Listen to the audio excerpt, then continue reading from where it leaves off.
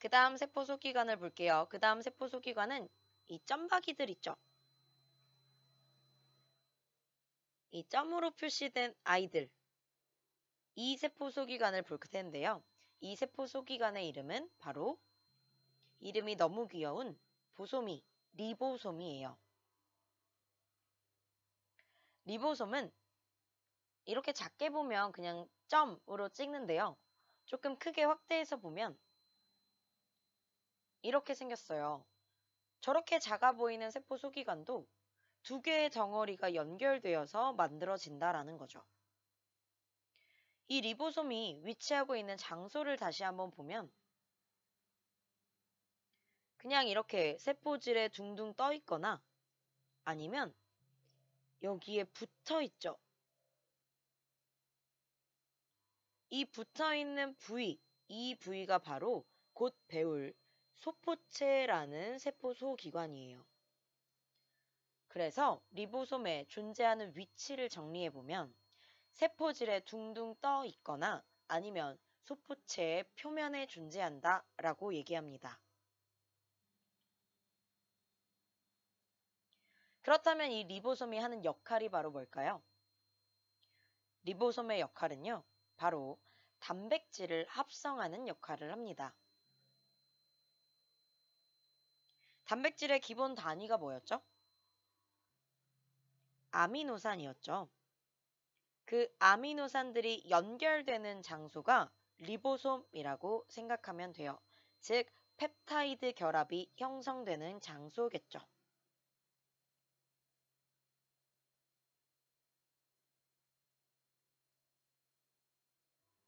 방금 전에 리보솜이 존재하고 있는 위치가 세포질에 둥둥 떠다니거나 아니면 소포체의 표면에 존재한다라고 했죠. 그러면 그 다음 세포 소기관 소포체를 보도록 할게요.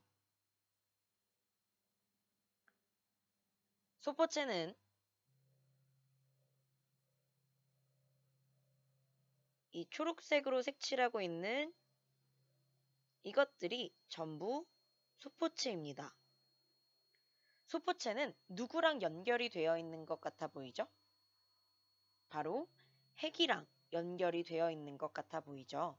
실제로 소포체의 막은요, 핵막과 일부가 연결되어 있습니다. 이 소포체가 하는 역할을 알아볼게요. 소포체의 표면에 리보솜이 붙어 있었죠? 그런데 그 리보솜이 하는 역할이 바로 단백질을 합성하는 역할이었어요. 리보솜이 단백질을 합성해서 그 단백질을 소포체한테 밀어 넣습니다. 밀어 넣으면 그 소포체가 단백질을 운반시켜 주게 돼요. 운반시키면서 다른 세포 소기관으로 이동을 시켜주게 됩니다. 그럼 우선 소포체가 입체적으로 보면 어떻게 생겼는지 그림부터 확인을 해볼게요. 소포체는 이렇게 생겼어요. 가장 안쪽에 있는 이 보라색이 핵이고요. 핵막이랑 연결되어 있는 얘네들이 전부 소포체입니다. 소포체의 표면을 보니 동그란 것들이 달려있는 게 보이죠? 이 동그란 것들이 바로 다 뭐죠? 리보솜이죠.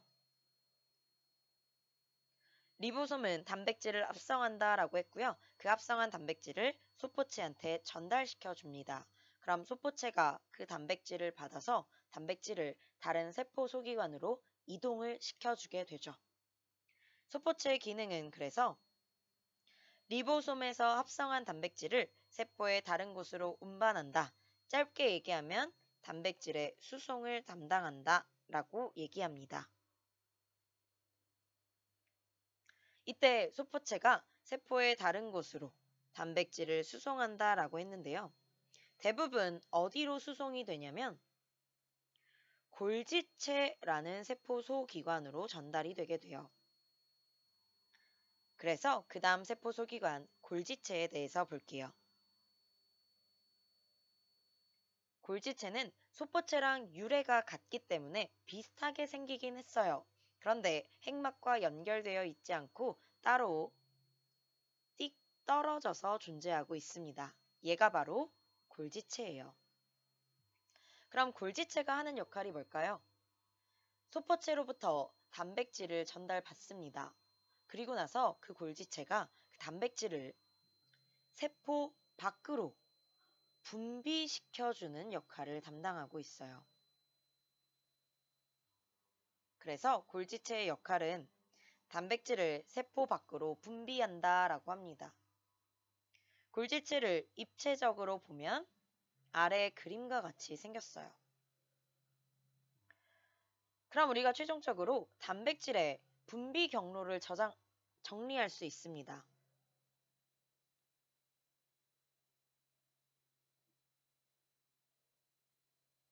가장 먼저 단백질에 합성되는 장소, 리보솜에서 출발하죠.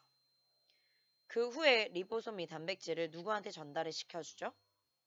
소포체로 전달시켜주게 되고요. 소포체는 그 단백질을 골지체로 전달을 시켜주게 됩니다. 그럼 골지체가 분비를 하게 되는 거죠. 이렇게 세포 소기관들은 서로 역할이 각각 있지만 서로가 서로에게 영향을 주면서 잘 작동하고 있음을 확인할 수 있어요.